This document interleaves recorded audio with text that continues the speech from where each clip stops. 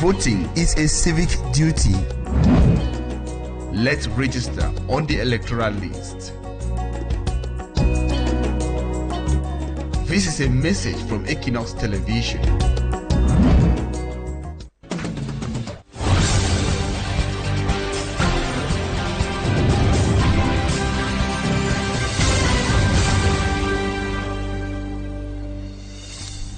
Hi, sir, to all of you viewers of Equinoxe Television. It's 6 p.m. in Douala, and it's time for the news. Thank you so much for joining us tonight. Our major stories this evening: Class 6 pupils today wrote the first school leaving certificate examination across the national territory today, and in the southwest and northwest regions, the examinations went on somehow hitch-free, though the atmosphere looked less tense than in previous years. Some accommodation centers in doubtful zones have been transferred to safer areas in the towns of Boya and also in Bamenda. We will be telling you how the first school leaving certificate examinations went on in the northwest and southwest regions and also in other parts of the country in this edition of the news. And also in sports this evening, the senior men's national football team has ended the FIFA break with a draw against the Nsala Nacional of Equatorial Guinea after thrashing Uganda 3-0. Those are our lead stories, viewers. Details and more when we come back.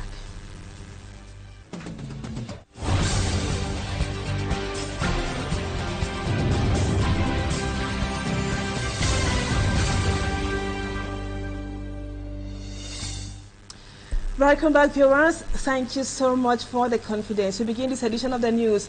In education, we told you a while ago that Class 6 pupils today wrote the first school leaving certificate examination that was across the national territory. And in Bamenda and Cameroon's conflicts affected northwest region, tens of thousands of pupils began their first school leaving certificate exams amidst the ongoing security threats and environmental challenges. Our reporter in Bamenda, Mustela, tells us how the exam started in Bamenda today. Of 38,304 candidates across 267 centers in the Northwest region began the first school leaving certificate and the certificate d'études première examinations today. Due to security concerns, many of these centers had been grouped into larger accommodation centers to ensure safety and smooth administration. In Kambe, Donga Mountain Division, more than 300 candidates originally scheduled to write their examination at the Government Practices School Group 2 were relocated to Government Practices School Group 1 after violent winds on Sunday, June 8th, severely damaged the GPS Group 2 campus. Authorities relocated the exam center and ensured the candidates could sit their examinations without disruption. We had to go to use the GPS Group 1. They happen to be in the same complex, so it's not a cause for concern. The children are conveniently writing in GPS Group 1. This center registered 313 candidates and 309 are present. We have registered 4 absences. Children who registered and have left Kambe. They are not within the town. Their parents have transferred. Some have even gone to Nigeria, some to Douala. At the St. Joseph's Balingo Nursery and Primary School Accommodation Center in Bamenda, the exam started after 8:30 a.m. due to the late arrival of some pupils and school officials carrying candidates' acceptance slips. Across the Northwest region, day 1 of the exams passed without major incidents, although a few absences were recorded. Candidates will return tomorrow to complete the first school leaving certificate for the English-speaking system and the certificate d'études première for the French-speaking system. Thanks, Stella. From Bamenda, we move down to Boya, where several Class 6 pupils as well starting today for the first school leaving certificate examination. Though the atmosphere looked somehow less tense than in previous years, accommodation centers in doubtful zones have been transferred to safer areas in the town of Boya. Several other measures have also been taken to ensure there is calm on the various campuses. Rex Afon visited the government school Bunduma Bokoko. He puts together his observations in the report which comes up next. About 600 pupils are writing the first school leaving certificate exam in this joint center comprising government school Bunduma Bokoko, groups 1 and 2. We have 264 candidates and all of them are present. 131 male, 133 female, all of them are present. They are well seated, everything is in order. They even have first aid. The number of children that are writing, the males are 233, while the female are 238, giving a total of 471 candidates.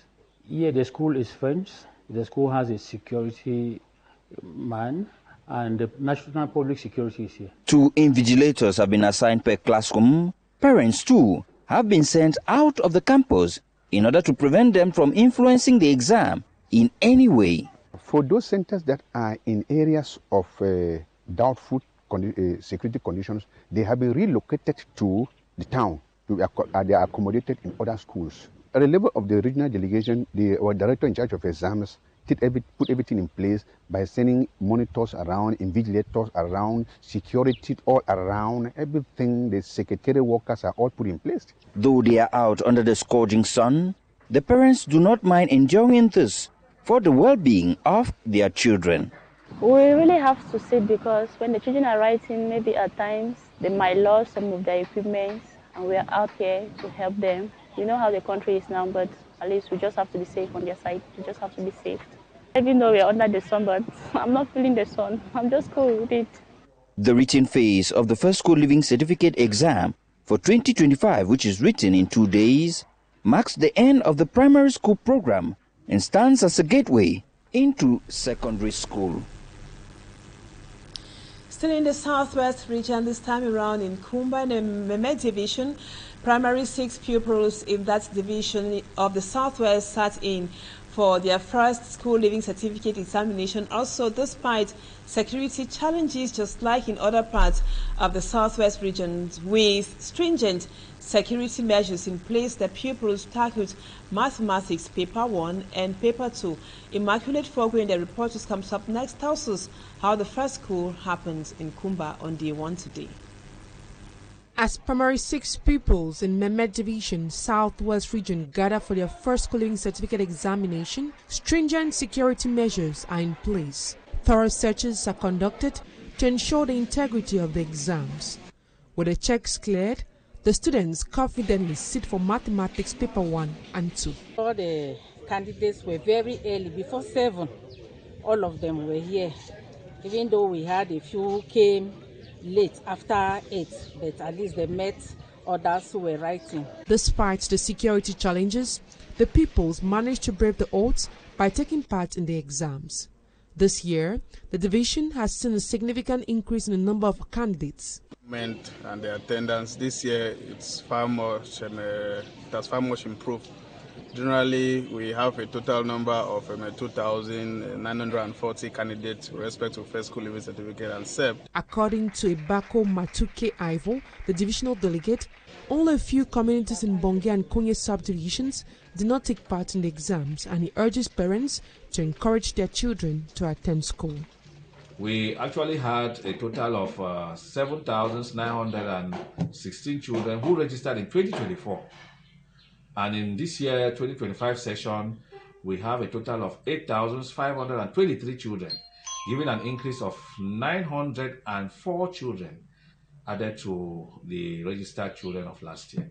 It is true that in some villages, schools are still yet to open their doors. We want to plead with all the parents whose children are still at home that they should do everything possible to send their children next academic year.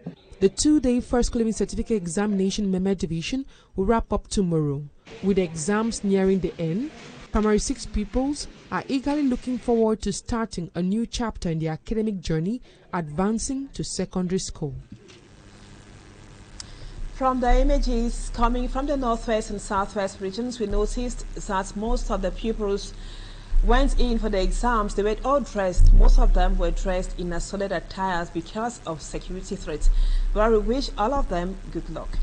And now we talk politics. The double-phase atmospheric temperature reserved for the CRM national president, Professor Maurice Kamto, sent the nation into debate and also curiosity. Though identical in turnout, the militarized and tense atmosphere in Douala displayed a sharp contrast of the turnout in Yaoundé, which was rather serene and calm. For me, I'm Trongsan, that tells us more. The passage of Professor Maurice Kamto through Douala to Yaoundé revealed a displayed political show of numbers in love, though distinct in temperature and space. In Douala, the CRM national president was welcomed in a crowd-pulling, tense and militarized atmosphere.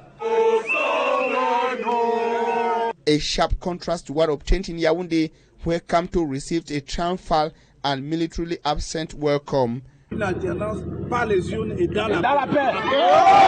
that got re-echoed in his message as he addressed his party supporters and sympathizers, insisting on his engagement to a peaceful transition. Distinct images now are the center of a debate about whether Maurice Kamto moved from a hostile territory to that of hospitality. Political analyst Luison Esomba says Douala was a case of an unauthorized public manifestation justifying the intervention and interruption of security officials. An opinion argued by civil society leader Nfome Fanka Samuel. We cannot be blocking somebody from entering into his headquarters. You don't need an authorization to enter into your headquarters and hold meetings with the people. That is it. You don't need an authorization. You just need to walk in and make your meeting. The view of Nfome Fanka Samuel is further strengthened by the declaration of the CRM party supporters and sympathizers themselves. It's not a meeting that he was to organize here. He came to have a working session with the militants of the Littoral One Regional Federation. Considering the turnout and serenity displayed in Yaoundé, Professor Luison Esomba says the case in Yaoundé was a spontaneous manifestation which could not be interrupted. In both cases, Fanka Samuel says the art. Now let's take some reactions concerning Professor Maurice Kamto's presence in Douala and also his return to Yaoundé. There are fears of political instability in Cameroon ahead of the 2025 presidential election in Cameroon in relation or in reaction to the house arrest of Professor Maurice Kamto in Douala. Political leaders have called on governments to avoid an impending doom by stopping the violation of human rights, especially those of young Cameroonians, as Babila Jonathan tells us in this report. The Union of Socialist Movements expresses grave concerns over what it qualifies as arbitrary house arrest imposed on Professor Maurice Kamto in Douala. In a statement, the party of Honorable Pierre Kamu adds that the close to 2-day house arrest of the leader of the Cameroon Renaissance Movement CRM political party had no legal backing and thus a violation of fundamental freedoms. The party, however, lauds the responsible conduct of both militants, sympathizers and supporters of the CRM party and forces of law and order. Reaffirming its commitment to political plurality, the party calls for justice, respect of human rights for a democratic Cameroon. Stand Up for Cameroon Civil Society platform condemns some scenes of violence recorded at the headquarters of the CRM in Douala. The platform is urging all to join the peaceful fight for change. On its part, the Cameroonian Party of Democrats, from the Democrat Cameroonais, lambasts government authorities for the violation of Cameroonians' right to freedom of expression, association and movement via the restrictions imposed along several streets of Douala for more than 48 hours. A release signed by the party's president, Denis Emilien Atangana, points to fears of political instability ahead of the forthcoming presidential election. In foreign news, Sahel Benkan has officially been recognized as the new anthem of the Confederation of the Sahel States, AES. The anthem was performed during a flag-raising ceremony in the 3 different member countries. They are Niger, Mali, and Burkina Faso that was on Monday, June 9, 2025. And over to the DRC, the Minister of State for Transport has said that the former President Joseph Kabila is not a biological son of Laurent Desire Kabila. Our foreign page roundup with Malaglory. A leading political activist in Mali who was abducted by Mali's military authorities has been released after a month in captivity. Abba, who was the Secretary General of the Kodem Party, was seized and taken away on May 9th, shortly after he spoke out against the crackdown on civic rights in the country and the ruling junta's failure to hold an election since a coup in 2021. Several political figures are still detained after criticizing the military government's power. Inventer l'identité de Hippolyte Kanambe, devenu Joseph Kabila Kanambe. And over to the Democratic Republic of Congo, a statement made by Jean-Pierre Bemba, Minister of State for Transport, during an interview on Radio Top Congo against Joseph Kabila, has sent shockwaves across the country and also across social media. Jean-Pierre Bemba accused former President Joseph Kabila of being of Rwandan origin and not the biological son of former head of state Laurent Desire Kabila. He is a Rwandan agent and soldier. He stated bluntly, calling into question the very identity of the man who led the Democratic Republic of Congo for nearly 2 decades. And elsewhere, the Confederation of Sahel States, AES, officially unveiled its new anthem, Sahel Benkan, on Monday, June 9, 2025, during simultaneous ceremonies in the capitals of its 3 member countries, Bamako in Mali, Ouagadougou in Burkina Faso, and Niamey in Niger. Authorities say Sahel Benkan reflects the unity and shared values of the AES. Malian Prime Minister Abdoulaye Maiga announced that the anthem will be integrated into school curricula and played during official confederation events to deepen civic identity across the region. And now let's talk sports. The senior men's national football team has ended the FIFA break with a draw against the Nsala Nacional of Equatorial Guinea after thrashing Uganda by 3-0 in their first game of the African Week series in Marrakech, Morocco. The team that was made up of new players who were having their first caps in the Lions Den left with some positive echoes as the camp closed. Sumanji Khan Gabriel spoke to Equinoxe TV sports consultant Emin Maye, who says local football should be given a chance in Cameroon. 1 win and a draw was the balance sheet brought home by the players of the New Look national men's senior team that participated at the African Week Series football tournament, which saw Cameroon playing against Uganda and Equatorial Guinea. To Equinoxe TV's consultant, the report card was satisfactory. We are satisfied with the performance as we didn't record a defeat in the 2 games. The coach said it all, that they are satisfied with what they saw from the boys. They proved to be ready to integrate the national team. The New Look senior men's national football team players included home-based who proved beyond reasonable doubt that they are ripe enough to be in the senior men's national football team. The players actually brought into play the offensive style that Marc Brice wanted. The integration of one of the top scorers of the Elite One League, Batum, from Dynamo of Douala, also gave the coach reasonable doubt that something good could also come out of the local league. There is a lot of hope in the horizon. For Equinoxe TV's consultant, the performance put up by the new players will definitely give Marc Brice difficulties in his selection during upcoming matches. I think Mark Breeze will have a lot of work now whenever he wants to select players after what he saw during this FIFA break, because the young players have shown that they have interest to play with Cameroon. It's going to be tough for the coach.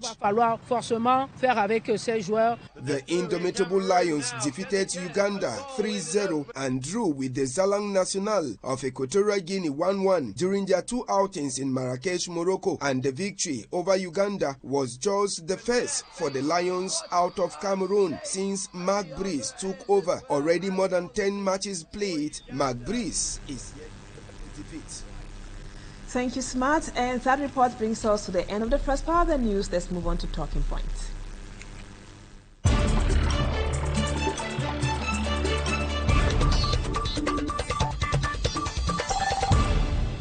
Welcome back, viewers. Our guest tonight is Mutaga Silvanos. He is a special advisor to Professor Maurice Kamto of the CRM, and he is a fervent militant of the CRM party. Thank you, sir, for accepting to be our guest tonight. Thank you, Madam Anne, for inviting me here on set. It's always a pleasure to be here to talk to Cameroonians and the world at large. Now, Sir Mutaga, lately the CRM party has been on the spotlight with the rally of Professor Maurice Kamto in Paris and his return to Cameroon, which we can say was heavily militarized and subsequently mediatized. You, as a special advisor to Professor Maurice Kamto and a strong militant of the CRM party, how have you people, particularly, how have you been living these recent happenings? What happened in France did not leave Cameroonians indifferent and the world at large. You bear in mind that there was a mega meeting that regorged the diaspora, Cameroonian diaspora, and even African and some European who came there to listen to Professor Maurice Kamto unveiled, especially his strategy to take this country forward. And it was also an opportunity for him to commune with the diaspora after his house arrest in 2020, which he was out for electoral reforms before the twin elections. So, owing to the heavy mobilization, the success of that meeting in France, it sent panic waves to Cameroon, especially to the regime in place. You saw and you were a witness that when he came to Douala on the 7th, because he arrived through the Douala International Airport in Douala, and it was impossible for him to have a working session with the officials of the party based in Littoral on the 8th because the town was heavily militarized. You know, one of the reasons which the regime in place decided to militarize the town was to sow panic in the hearts of the militants and sympathizers who wanted to give Professor Maurice Kamto a triumphant welcome. But that notwithstanding, we saw how many thousands of the die-hard militants and sympathizers had to brave the odds, and they had to regorge around the regional headquarters of Littoral, that is at Grand Milong, at Daido, using the by roads. They were there from 6:30 a.m. right up to 5:45. That Professor Maurice Kamto had to talk to them through a video that was on his Facebook page. The euphoria, the excitement to receive Professor Maurice Kamto back could not have left any other one indifferent. We could see even the passerbys, even the forces of law and order who were there. Some of them were seen struggling to watch on the Android phones of the sympathizers and militants what Professor Maurice Kamto was to say. Sir Mutaga, do you think all this noise and controversies from some government officials, we know Professor Maurice was under house arrest, etc., could all of this be considered free publicity for the party, like other opinions suggest, or rather it can play down on the personality of your national president? And we will bear in mind, let us concur that it's first of all a violation of the law. This is in contravention of Article 12 of the International Covenant on Civil and Political Rights. It is not accepted within the ambit of international law for a political figure to be denied access to circulation, especially to express his opinion before his sympathizers and militants. So what happened to Professor Maurice Kamto is uncalled for. We have to condemn it in toto, because we saw that during his stay in France for the rally, there were similar movements in the nation. Joseph John Gote left Yaoundé and was in Boya, where he was received by a crowd in Boya. Why would Professor Maurice Kamto be denied access to his militants, or would they bar his militants from acceding to his place of residence in Bonanjo, or even acceding to where the party's headquarters in Lotora is? So, besides what people call as publicity, with some of us think that if the regime had allowed sympathizers and militants based in Douala to go right up to the airport, to get him from the airport to the party headquarters in Douala, and even listened even to the message of thank you that he was supposed to have passed out to them, the publicity would not have been just only what we saw. But then this violation of the law by the regime in place is not a novelty. We know that the CRM has been a victim of their egregious acts, has been a victim of their barbarism since 2018. Many of our meetings have always been banned here in Cameroon. We are still having party officials which ought to have been installed, especially those in the south region and also in the northern part of the region by Professor Maurice Kamto, that are still there. They had just assumed duty without having any official meeting to install them, because the regime has always been afraid that the Professor Maurice Kamto will have to go to those zones which they think that they are zones of die-hard militants of the CPDM. It will expose their falsehood, because we know that the northern region is completely behind Professor Maurice Kamto, and even in the south region. So what happened here in Douala is not in the form of publicity, it is a reality. Now, talking about mobilization of the young people spontaneously to meet Professor Maurice, from your findings, are most of them militants of your party? Did you try finding out if they are prospective electors with voters' cards, or you guys were just excited seeing a crowd which might not necessarily be useful come October? What I will say here is, you are all witnesses, the televiewers who are there, they know the implication of the CRM since 2023 in the process of mobilization of Cameroonians to get registered massively on the electoral list. The thousands of youths who they got at the party's headquarters in Douala on the 8th were just there to express that confirmation that we are ready for change in 2025. So if you have to go into the field and talk to them, I know you're an investigative journalist, you will find out that in Douala, which is the nation's economic capital, we have about 70% of youths who are already registered on the electoral list, thanks to the CRM mobile team that has been there on all the, in all the nooks and crannies of the nation's economic capital to canvass for voters registration.